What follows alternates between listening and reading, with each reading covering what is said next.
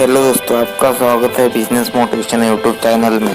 और मैं हूँ रूपेश। पिछली वीडियो में हमने जाना rich dad poor dad book का अध्याय 9 और इस वीडियो में हम जानने वाले हैं बुक का अध्याय 10।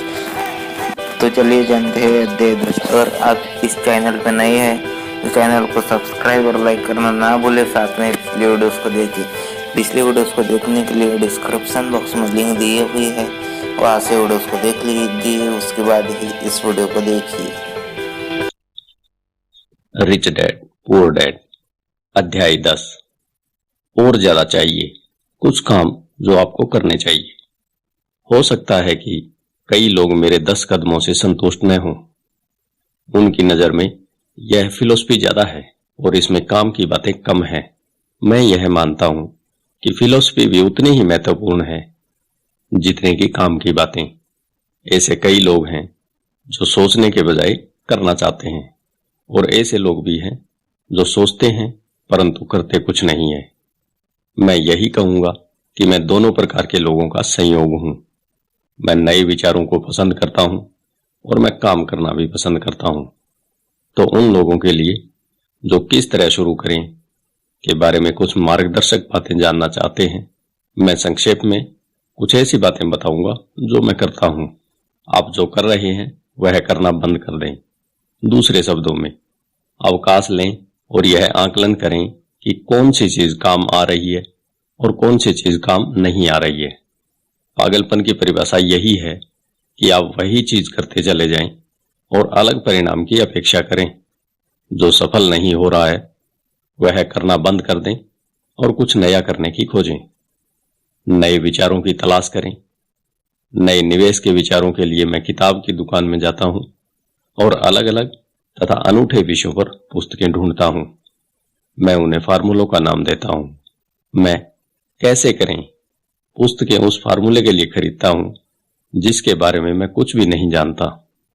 उदाहरण के लिए, मैंने एक किताब की दुकान में जोएल मॉस्कोविट्ज की पुस्तक द 16% सॉल्यूशन देखी। मैंने वह पुस्तक खरीदी और पढ़ डाली। तत्काल काम करें।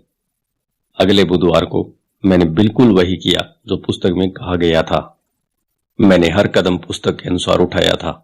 वकीलों के ऑफिसों या बैंक में मैंने रियल एस्टेट के सौदों के साथ भी यही किया है। ज्यादातर लोग तत्काल कदम नहीं उठाते, या वे एक तरह से इस बात का इंतजार करते हैं कि कोई आएगा और उन्हें बताएगा कि उनके द्वारा सीखा गया नया फार्मूला गलत है और उसका अनुसरण करना बिल्कुल बेकार है। मेरे पड़ोसी ने मुझे बताया कि मेरा 16% का फार्मूला क्यों बेकार है। बहरहाल, मैंने उसकी बात पर इसलिए ध्यान नहीं दिया क्योंकि उसने कभी ऐसा करके नहीं देखा था। किसी ऐसे आदमी को खोजें जिसने वह किया हो जो आप करना चाहते हैं। उन्हें लंच पर ले जाएं, उनसे टिप्स लें, बिजनेस की बारीकियां समझें।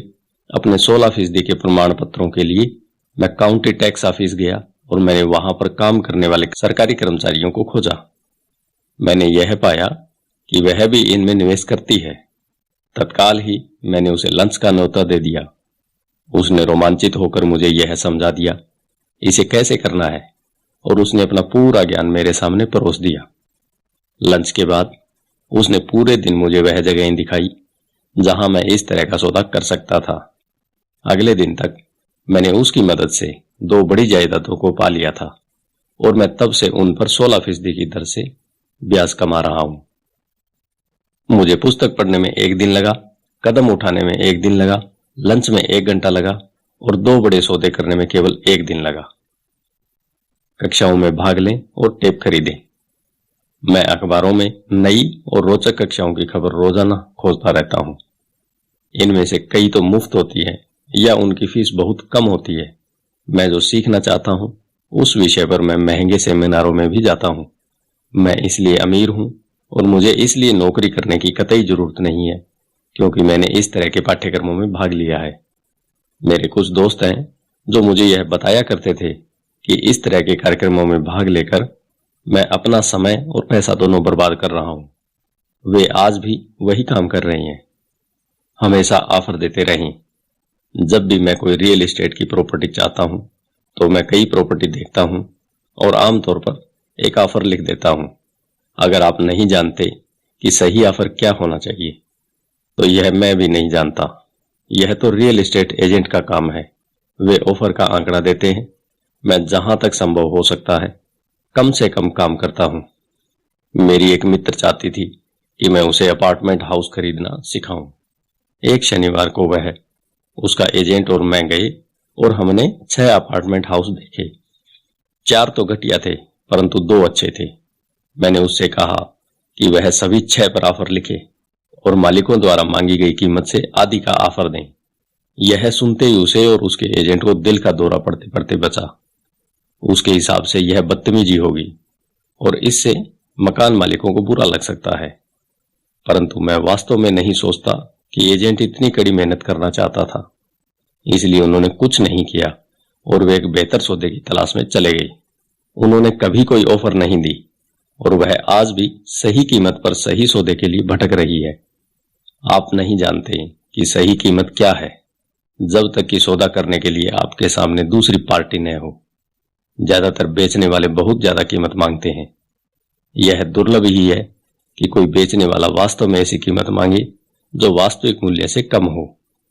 इस कहानी से हमें यह शिक्षा मिलती है कि हमें ऑफर देना चाहिए। जो लोग निवेशक नहीं होते उन्हें यह समझ ही नहीं होती कि कोई चीज बेचना कितना कठिन होता है। मेरे पास एक रियल एस्टेट की प्रॉपर्टी थी जिसे मैं महीनों से बेचना चाहता था। मैंने किसी भी चीज का स्वागत किया होता। मुझे इस बात से कोई फर्क नहीं पड़ता कि कीमत कितनी कम थी। उन्होंने अगर मुझे 10 सूअरों का भी ऑफर दिया होता तो भी मैं खुश हो गया होता। ऑफर की कीमत से नहीं, बल्कि इस बात से कि कोई तो मेरी प्रॉपर्टी में रुचि रखता है। इसके जवाब में मैं बदले में पूरे के पूरे सूअर फार्म को हासिल करने की कोशिश करता। तो यह खेल इस तरह से खेला जाता है। खरीदने और बेचने का खेल बड़ा मजेदार होता है। इस बात का हमेशा ध्यान रखें, यह मजेदार है और यह केवल एक खेल है। ऑफर देते रहें, कोई तो कभी हां कहेगा। और मैं हमेशा अपने ऑफर में बचाव के वाक्य डाल देता हूं। रियल एस्टेट में मैं हमेशा अपने ऑफर में यह लिखता हूं कि बिजनेस पार्टनर के अनुमोदन के बाद ही यह समझौता अंतिम माना जाएगा। मैं यह कभी नहीं बताता कि मेरा बिजनेस पार्टनर कौन है। ज्यादातर लोग यह नहीं जानते कि मेरी बिजनेस पार्टनर मेरी बिल्ली है। अगर वे ऑफर को मान लेते हैं और मैं सौदा नहीं करना चाहता तो मैं घर फोन लगाता हूं और अपनी बिल्ली से बात कर लेता हूं। मैं यह अजीबोगरीब वक्तव्य इसलिए बता रहा हूं ताकि आप यह जान सकें कि यह खेल कितना आसान और सरल है। ज्यादातर लोग चीजों को बहुत ज्यादा जटिल बना देते हैं और उन्हें काफी गंभीरता से ले लेते हैं। एक अच्छा सौदा खोजना या सही बिजनेस ढूंढना, सही लोग या सही निवेशक ढूंढना दरअसल डेटिंग की ही तरह है। आपको बाजार में जाना होता है और बहुत से लोगों से बात करनी होती है और बहुत से ऑफर देने होते हैं।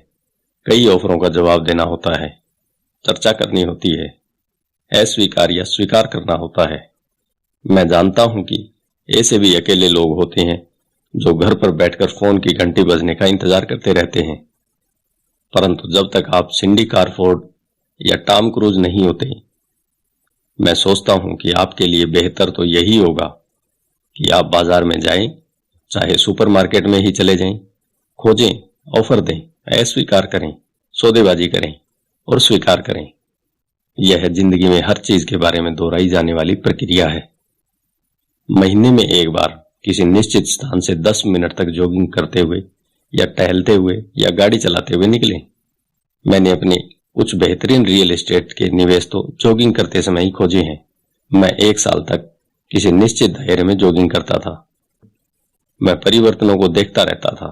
किसी भी सौदे में फायदे के लिए 2 तत्वों का होना जरूरी है, एक तो सौदा और दूसरा परिवर्तन। हालांकि सौदे तो बहुत से होते हैं, परंतु परिवर्तन को भांप लेने से सौदा एक फायदेमंद मौके में बदल जाता है। इसलिए जब मैं जॉगिंग करता हूं तो मैं जॉगिंग करने के लिए ऐसी जगह चुनता हूं जहां मैं निवेश करना चाहता हूं।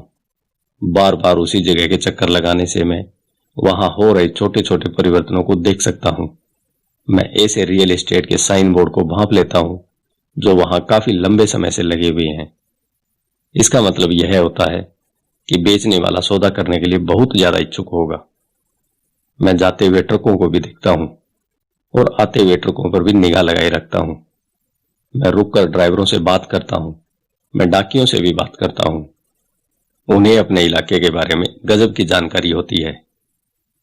मैं एक बुरा इलाका खोज लेता हूँ, खासकर ऐसा इलाका जहां लोग किसी बुरी खबर से डरे हुए होते हैं।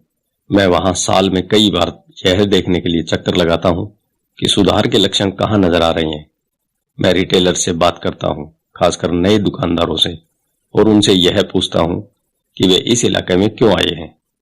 इसके लिए महीने में कुछ मिनट का समय देना होता है और मैं इसे तब करता हूँ जब मैं कसरत कर रहा होता हूँ या इसी तरह का कोई दूसरा काम कर रहा होता हूँ, जैसे स्टोर जाने या आने का काम। स्टॉक के मामले में मुझे पीटर लिंच की पुस्तक बीटिंग द स्ट्रीट इसलिए बहुत ज्यादा पसंद है क्योंकि इसमें ऐसे स्टॉक को चुनने का फार्मूला दिया गया है जिनकी कीमतें बढ़ने वाली हैं। मैंने यह पाया है कि कीमत बढ़ने के सिद्धांत हर जगह एक जैसे होते हैं, चाहे वह रियल एस्टेट हो, स्टॉक हो, म्यूचुअल फंड हो, नया पालतू कुत्ता हो, नया घर हो, नया जीवन साथी हो या लॉन्ड्री के डिटर्जेंट पर बार्गेनिंग हो। प्रक्रिया लगभग वही रहती है। आपको यह जानने की जरूरत होती है कि आप किसकी तलाश कर रहे हैं और इसके बाद आपको उसे तलाशना होता है। ग्राहक हमेशा गरीब क्यों रहेंगे? जब सुपरमार्केट में कोई सेल लगती है, जैसे टॉयलेट पेपर की, तो ग्राहक दौड़कर स्टॉक इकट्ठा कर लेते हैं। जब स्टॉक मार्केट में सेल लगती है, जिसे सामान्यतया क्रैश या उतार या सुधार कहा जाता है, तो ग्राहक इससे दूर भाग जाते हैं। जब सुपरमार्केट अपनी कीमतें बढ़ा देता है, तो ग्राहक कहीं और जाकर खरीदारी करता है। जब स्टॉक मार्केट अपनी कीमतें बढ़ा देता है, तो ग्राहक खरीदना शुरू कर देता है। सही जगहों पर खोजिए। मेरे पड़ोसी ने कंडोमिनियम $1,00,000 में खरीदा। मैंने उसके बगल में ही वैसा ही कंडोमिनियम $50,000 में खरीदा। उसने मुझे बताया कि वह कीमतों के बढ़ने का इंतजार कर रहा है। मैंने उससे कहा कि फायदा खरीदते समय होता है, न कि बेचते समय।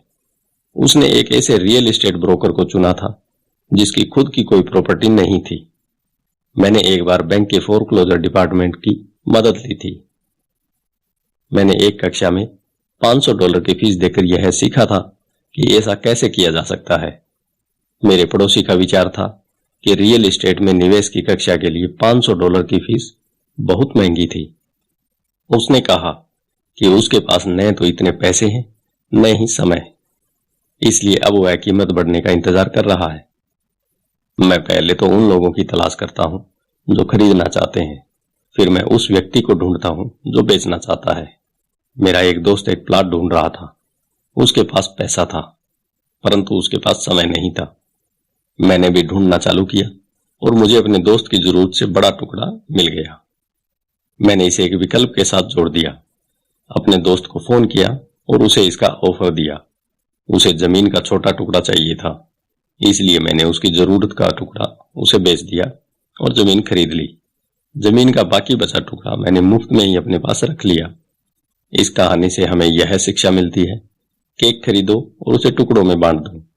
ज्यादातर लोग अपनी हैसियत के मुताबिक सामान की खोज करते हैं, इसलिए ये कम सामान की ज्यादा कीमत चुकाते हैं। छोटे विचार वाले लोगों को बड़े अवसर नहीं दिखते।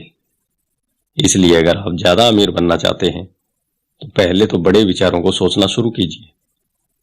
दुकानदार ज्यादा सामान खरीदने वालों को डिस्काउंट देते हैं और वे केवल ऐसा इसलिए करते हैं क्योंकि ज्यादातर व्यवसायी ज्यादा खर्च करने वाले लोगों को पसंद करते हैं।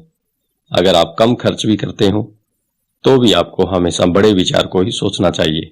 जब मेरी कंपनी को कंप्यूटर खरीदने थे तो मैंने अपने बहुत से दोस्तों से फोन पर पूछा कि क्या उन्हें भी कंप्यूटर खरीदना है। हम सब मिलकर कई डीलरों के पास गए और एक बढ़िया सौदा कर लिया। क्योंकि हमें बहुत से कंप्यूटर खरीदने थे, मैंने यही शेयरों के साथ भी किया। छोटे लोग हमेशा छोटे ही रहेंगे क्योंकि उनकी सोच छोटी है। या तो अकेले ही काम करें या फिर काम ही न करें। इतिहास से सीखें। स्टॉक एक्सचेंज की सभी बड़ी कंपनियां छोटी कंपनियों के रूप में शुरू हुई थी। कर्नल सैंडर्स तब तक अमीर नहीं हुए थे जब तक 60 साल की उम्र में उन्होंने अपना सब कुछ नहीं गंवा दिया था। बिल गेट्स 30 साल से भी कम उम्र में दुनिया के सबसे अमीर लोगों में से एक हैं। सक्रियता हमेशा निष्क्रियता को हरा देती है। अवसर पहचानने के लिए केवल कुछ ही चीजें हैं जो मैं करता आया हूं और अब भी कर रहा हूं। इनमें से सबसे महत्वपूर्ण शब्द है किया और करो। जैसा इस पुस्तक में कई बार दोहराया जा चुका है, संपत्ति के पुरस्कार को पाने से पहले आपको सक्रिय होना पड़ेगा। तो काम पर जुट जाएं अभी से ही। धन्यवाद।